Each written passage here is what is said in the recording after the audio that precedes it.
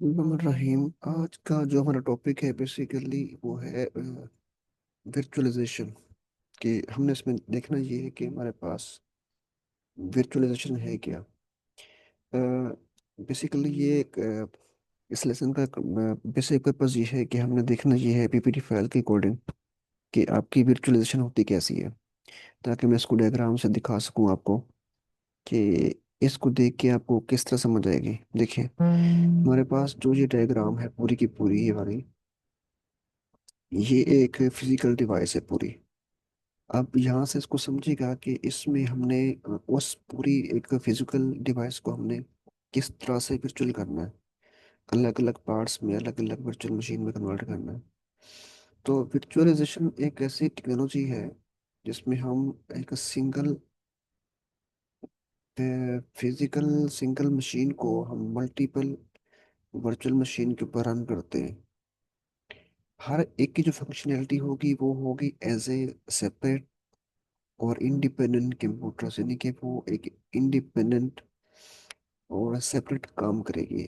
Mean के अगर मैंने इस पार्ट को, ये वाला पार्ट एक अलग से मशीन बना दी, ये एक वर्चुअल मशीन है, ठीक है, मतलब पूरे एक फिजिकल मशीन में से ये वाली अलग मैंने एक मशीन क्रिएट कर ली, ठीक है। तो ये मशीन सेपरेट और इंडिपेंडेंट किसी पे डिपेंड नहीं करेगी काम के लिहाज से।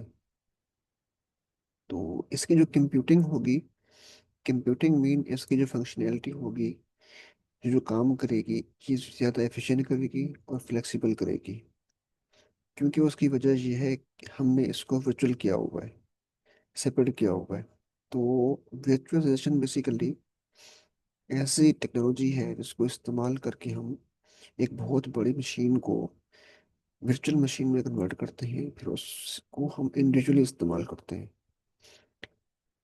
अब ये क्यों करेगी, देखिए, हर एक वर्चुअल मशीन के पास अपना एक सॉफ्टवेयर होता है, अपनी एक ऑपरेटिंग सिस्टम होती है, ठीक है, यानी कि ऑपरेटिंग सिस्टम, उसके पास एक न्यू अपनी विंडो होगी। ये हेल्प करती है ताकि हमारे पैसे बच जाए और स्पेस बचे। Reducing need for multiple computers, यानी कि हम जहाँ पे मल्टीपल कंप्यूटर्स को इस्तेमाल करते हैं उस चीज़ को कम करके हमारी स्पेस और हमारे पैसे, इसको सेव करने इसको सेव करती है विजुअलाइजेशन। इसको हम बहुत ज़्यादा इस्तेमाल करते हैं जहाँ पे डेटा या क्लाउड सर्वर के अंदर या डेटा सेंटर के अंदर हम वर्चुअलाइजेशन को इस्तेमाल करते हैं वाइडली। ये ऐसे जो लास्ट इसका है टॉपिक, मतलब इसका लास्ट पॉइंट है, ये ऐसे आपको जिस तरह से आप इसको देख सकते हैं डिफरेंट रूम्स की तरह, यानी कि in one bag house for different task, यानी कि एक बहुत बड़ा घर है आपके पास, उस घर के अंदर छोटे छोटे रूम्स हैं और हर एक रूम डिफरेंट काम कर रहा होता है, ठीक है। अब देख लें, अगर एक बहुत बड़ी बिल्डिंग है, उस बिल्डिंग के मतलब पूरी बिल्डिंग एक ऑफिस है, एक कंपनी की है। तो कंपनी के अंदर एक एक जो ऑफिस छोटे छोटे रूम्स होंगे, हर रूम के अंदर एक सेपरेट काम होता है, ठीक है। तो इसको आइडिया लगा के आप देख के समझ आएगी आपको कि हम एक बहुत बड़ी बिल्डिंग को छोटे छोटे रूम में डिवाइड करते हैं, फिर हर एक रूम के अंदर एक सेपरेट काम होता है, हर रूम हर सेपरेटली काम करता है, ठीक है। तो इसको हम बोलते हैं वर्चुअलाइजेशन। अब जो वर्चुअलाइजेशन के बाद इसकी दो बहुत मेन फीचर्स हैं, वो है स्केलेबिलिटी और दूसरा है इलास्टिसिटी। जो स्केलेबिलिटी है, स्केलेबिलिटी का मतलब ये होता है कि इंक्रीज करना और डिक्रीज करना कंप्यूटिंग पावर, यानी कि जो हम हमारी एक वेबसाइट है, एग्जांपल देखिएगा, ऑनलाइन स्टोर है, ठीक है। जब हम उसको इस्तेमाल करते हैं या उसको हम चला रहे हैं क्लाउड के ऊपर, तो ऐसा होता है कि ईद के दिन या 14 अगस्त को जो सेल होती है, ठीक है, वो कभी कभार तो बढ़ जाती है, कभी कभार स्लो डाउन हो जाती है। तो इससे होता क्या है कि हम उसमें अपनी जो कंप्यूटिंग पावर है, यानी कि उस वेबसाइट के चलने की रनिंग की जो कैपेसिटी है, पावर है, यानी कि वो कितनी चीज़ लेती है, कितनी मेमोरी लेती है, ठीक है। मोर सर्वर ये resource can be added during peak time, यानी कि जब आपकी वो ऑनलाइन स्टोर का पीक टाइम होगा तो उस टाइम हम किसी भी सर्विस को या रिसोर्स को या किसी भी सर्वर को या इनके स्टोरेज को हम ऐड कर सकते हैं। ठीक है। Ensure smooth performance even with high user traffic, जब क्लाइंट्स आपके कस्टमर्स बढ़ते हैं तो उसको हम बोलते हैं यूजर ट्रैफिक। जब वो बढ़ते हैं तो उस टाइम आपकी वेबसाइट की जो परफॉर्मेंस है वो स्मूथ रहती है। ठीक है। तो स्केलेबिलिटी बेसिकली ही फीचर है जो ये तमाम काम करता है आपकी उस वेबसाइट के ऊपर जो ऑनलाइन हम क्लाउड के ऊपर इस्तेमाल करते हैं। ठीक है। उसकी स्मूथ परफॉर्मेंस को बरकरार रखती है। इसके बाद इलास्टिसिटी। ये बेसिकली इलास्टिसिटी एक ऐसा फीचर है जो आपके रिसोर्स रिसोर्स क्या होते हैं, रिसोर्स के अंदर आपके सॉफ्टवेयर आते हैं, आपकी मेमोरी आती है। ठीक है। उसमें सर्वर्स आते हैं, उसमें मल्टीपल एप्स आती हैं, एप्लीकेशंस। इनको ऑटोमेटिकली एडजस्ट करना, यानी कि जो आपकी वेबसाइट चल रही है, ठीक है, अगर क्लाइंट्स बढ़ते हैं आपकी वेबसाइट के ऊपर तो वो स्टोरेज का लेना, स्टोरेज का कम करना, मैक्सिमम करना। अब देखें, रिसोर्स एक्सपेंड या shrink based on real time demand mean कि जो करंट डिमांड होगी आपकी वेबसाइट की, उसके ऊपर कितने ट्रैफिक आ रही है, कितने उस पर कस्टम काम कर रहे हैं, कितने कस्टमर्स को देख रहे हैं, वॉच कर रहे हैं, वहां से ऑनलाइन परचेसिंग कर रहे हैं। ठीक है। आपके रिसोर्स को एक्सपेंड कर देना, एक्सपेंड मीन बढ़ा देना। और श्रिंक मीन के जो आपकी मतलब जो आपकी स्पेस है उसको डिवाइड कर देना। रियल टाइम मीन के जो आपकी उस टाइम करंटली का सिचुएशन है, डिमांड है।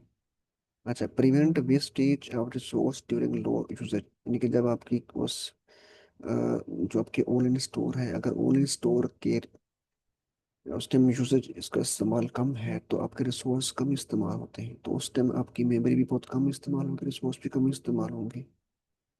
तो उससे आपको बचाती है इलास्टिसिटी, ये खुद ब खुद आपके उस रिसोर्स को भी कम करते हैं कि जैसे आपके कस्टमर कम होंगे। ये हेल्प करती है मेंटेन करने के लिए एफिशिएंसी को और कॉस्ट इफेक्टिवनेस को, यानी कि आपके कॉस्ट को बचाती है। ठीक है। और उस वेबसाइट की एफिशिएंसी को मेंटेन करती है, इसमें हेल्प करती है। एग्जाम्पल वही कि अगर आपकी कोई वेबसाइट जो सेल वाली है वो 14 अगस्त के ऊपर या ईद के ऊपर जब एक्स्ट्रा रिसोर्स इस्तेमाल करते हैं ऑनलाइन स्टोर, तो ये ऑटोमेटिकली उसको ऐड कर देती है, रिड्यूस कर देती है। ठीक है। अननेसेसरी कॉस्ट को बचाती है। अब देखिए यहाँ पे आपके पास ये डायग्राम है, इस डायग्राम में देखें कि अगर आपके पास एक वेबसाइट है, ठीक है, ये शॉर्ट टर्म ट्रैफिक, ये लॉन्ग टर्म ट्रैफिक। ठीक है। ability to adapt workload change dynamically dynamically grow and shrink। ठीक है। ये है क्लाउड इलास्टिसिटी, ये है क्लाउड स्केलेबिलिटी। ठीक है क्या, इसको देख के क्या आपको इनिशियल आइडिया हो जाएगा। अच्छा, लास्ट में आता है ऑन डिमांड एक्सेस। अब इसमें बेसिकली है क्या, देखिए वो कहते हैं अगर स्कूल प्रोजेक्ट आप काम करें उस दौरान आपके जो एक्स्ट्रा फाइल्स हैं, एक्स्ट्रा स्टोरेज है आपको चाहिए ताकि आप मल्टीपल फाइल्स को सेव कर सकें। एडिशनल क्लाउड हम मतलब सडनली हम परचेज करते हैं जो हमें बेसिकली अब जब हमारी वो फाइल स्टोरेज बढ़ेगी, सेव करने के लिए हम फाइल को सेव करेंगे तो हमारी स्टोरेज तो बढ़ेगी, हमारी डिमांड भी बढ़ेगी।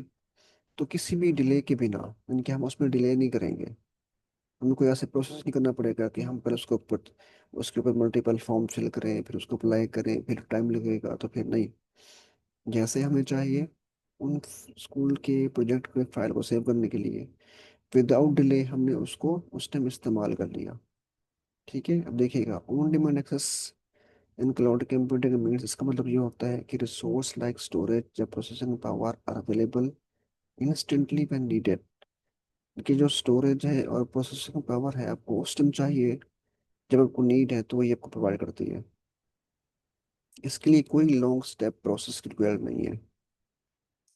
ठीक है। इसके फायदे क्या हैं, देखिए रिसोर्स अवेलेबल होते हैं इमीडिएटली, फौरन तौर पे जब भी आपको नीड हो।